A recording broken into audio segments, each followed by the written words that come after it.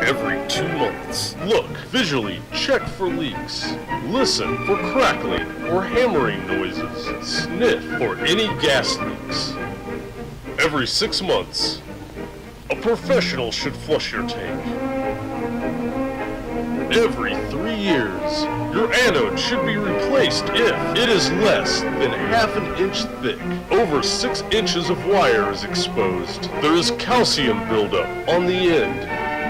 And what if I don't feel comfortable cleaning my water heater, you may ask? Call a local plumber. Most have plans to maintain it for you.